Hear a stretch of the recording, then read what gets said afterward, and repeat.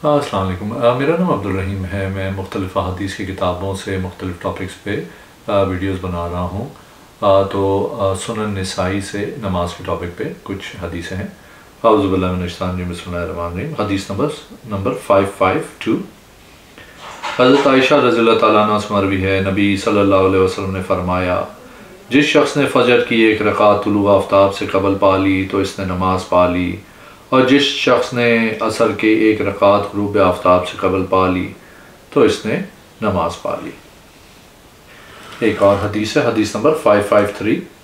حضرت انس بن مالک رضی اللہ تعالیٰ عنہ سے منقول ہے، انہوں نے فرمایا، رسول اللہ صلی اللہ علیہ وسلم ظہر کی نماز پڑھتے تھے جب سورج ڈھلتا تھا، اور آپ صلی اللہ علیہ وسلم عصر کی نماز تمہاری ان دونوں ظہر اور عصر کی نمازوں کے درمیان میں پڑھتے تھے، اور مغرب کی نماز پڑھتے جب سورج غروب ہوتا،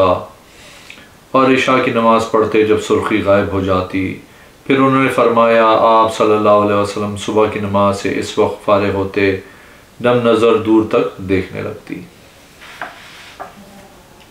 ایک اور حدیث ہے، 554۔ حضرت ابو ہریرہ رضی اللہ تعالیٰ عنہ سے روایت ہے، رسول اللہ صلی اللہ علیہ وسلم نے فرمایا، جس نے نماز کی ایک رکعت پا لی اس نے نماز پا لی۔ ایک اور حدیث ہے، حدیث نمبر 555۔ حضرت ابو ہریرہ رضی اللہ تعالیٰ عنہ سے منقول ہے، رسول اللہ صلی اللہ علیہ وسلم نے فرمایا، جس نے نماز کی ایک رکعت پا لی اس نے نماز پا لی۔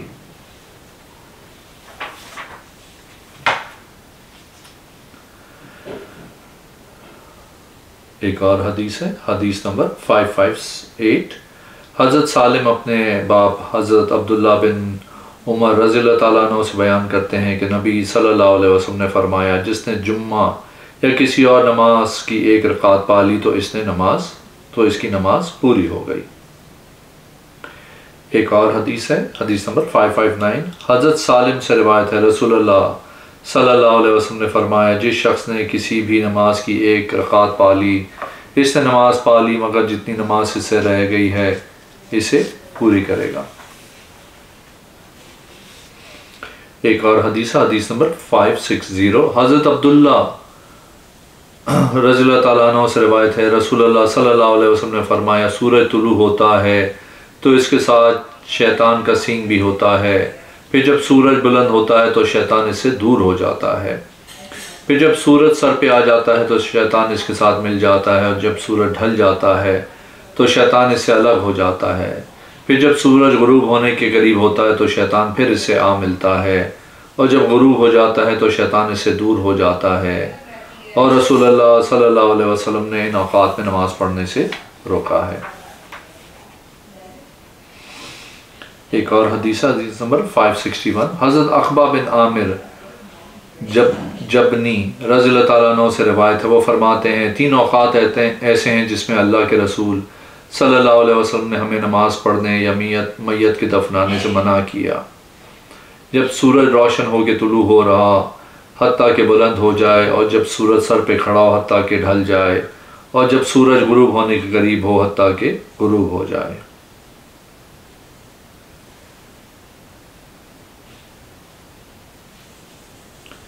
ایک اور حدیث ہے، حدیث نمبر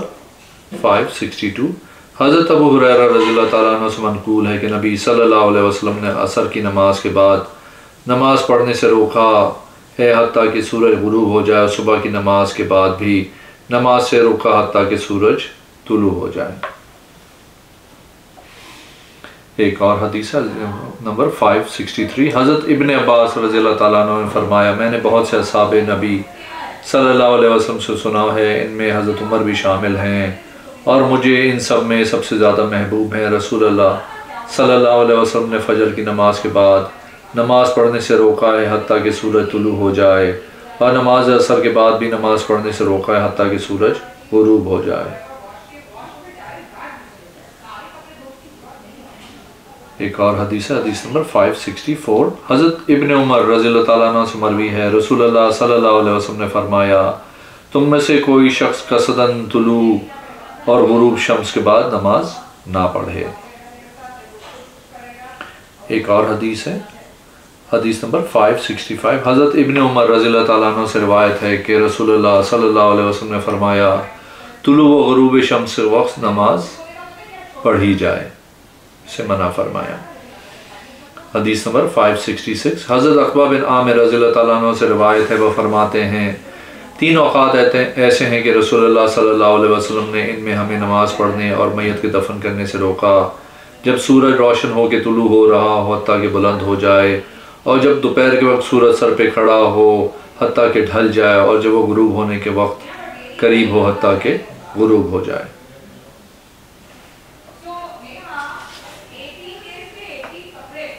एक और हदीस है 570 हज़रत इब्न अब्बास रज़ियल्लाहु ताला अन्हु से मरवी है, नबी सल्लल्लाहु अलैहि वसल्लम ने असर के बाद नमाज पढ़ने से मना फरमाया है।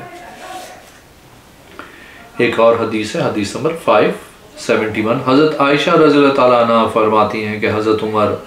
रज़ियल्लाहु ताला अन्हु को गलतफहमी हुई जो वो लोगों को असर की नमाज के बाद पढ़ने से रोकते हैं, जबकि रसूलुल्लाह सल्लल्लाहु अलैहि वसल्लम ने फरमाया तुम कसदन तुलूए शम्स और गुरूब शम्स के वक्त नमाज ना पढ़ो, क्योंकि सूरज शैतान के दोनों सींगों के दरमियान तुलू होता है।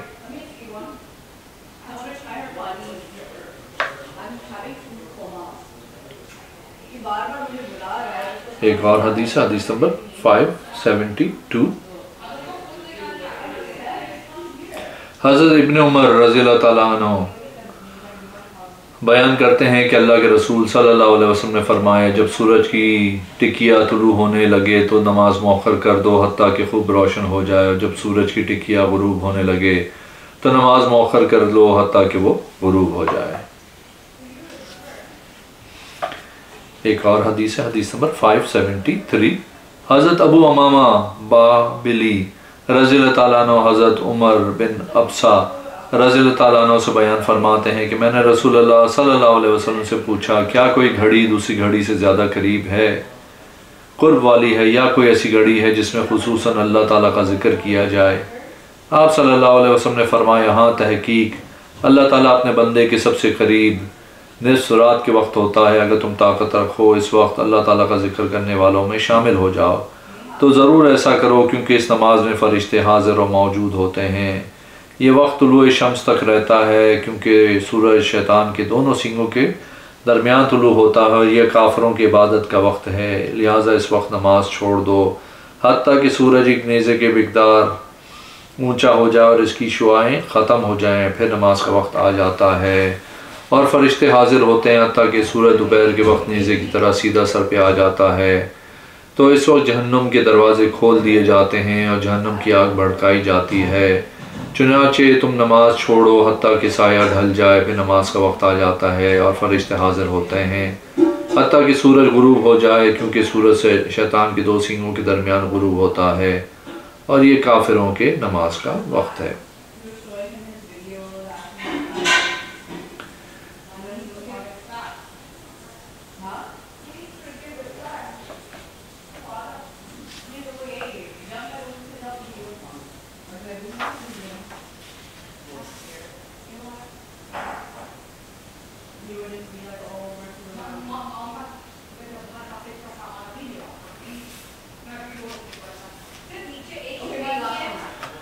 एक और हदीस है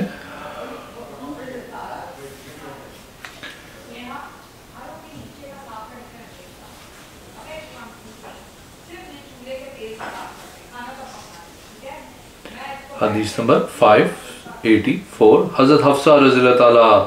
अन्हा फरमाती हैं कि फजर तुलू हो जाता तो रसूलुल्लाह सल्लल्लाहु अलैहि वसल्लम सिर्फ 2 हल्की रकातें पढ़ते थे।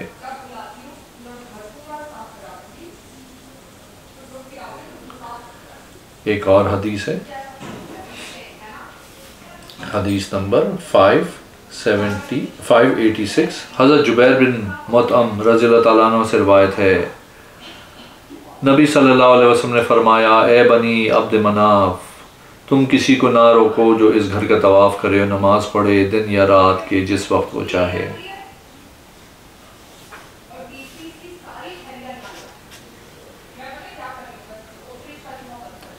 एक और हदीस है हदीस नंबर 587 हज़रत अनस बिन मालिक रज़ियल्लाहु ताला अन्हु से रिवायत है कि रसूलुल्लाह सल्लल्लाहु अलैहि वसल्लम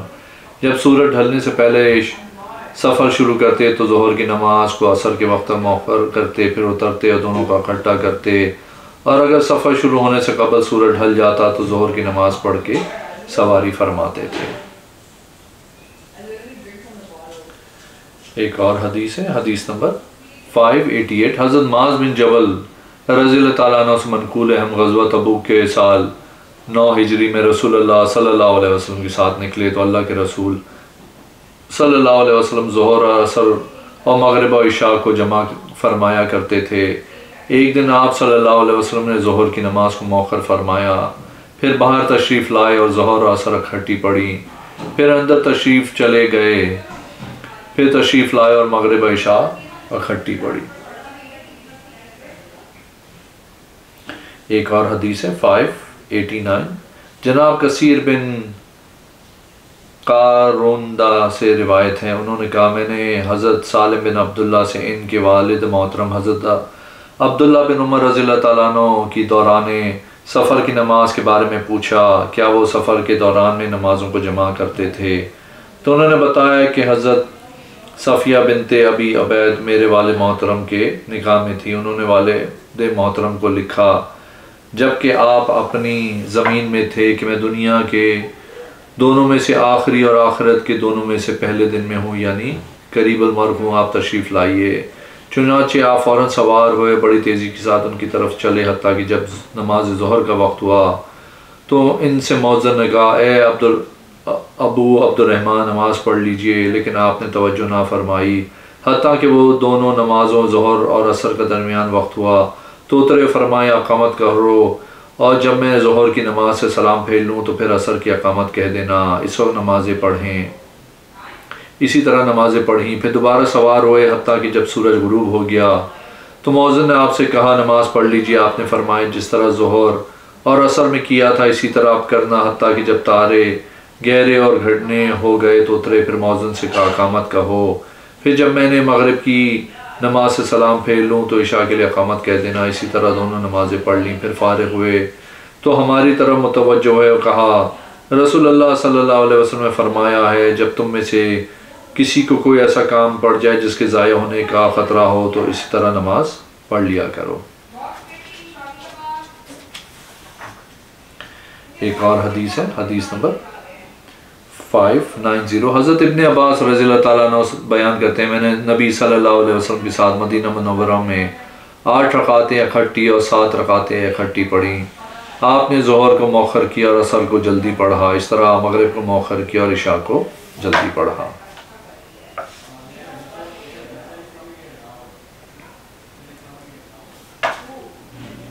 ایک اور حدیث ہے 591،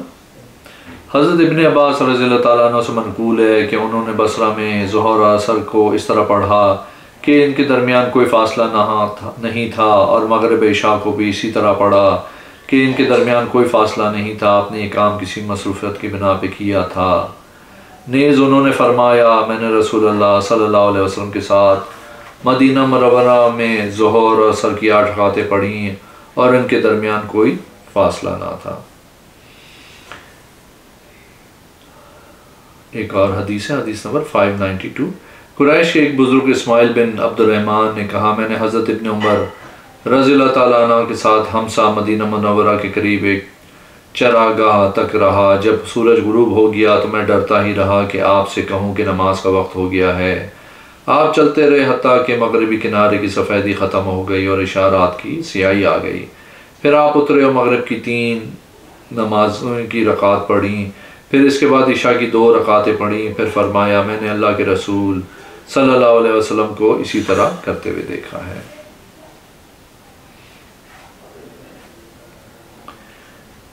ایک اور حدیث ہے 593، حضرت ابن عمر رضی اللہ تعالیٰ عنہ بیان کرتے ہیں میں نے رسول اللہ صلی اللہ علیہ وسلم کو دیکھا جب آپ صلی اللہ علیہ وسلم کو سفر میں چلنے کی جلدی ہوتی تو مغرب کی نماز کو مؤخر کرتے حتیٰ کہ اسے اور عشاء کی نماز کو اکٹھا پڑھ لیتے۔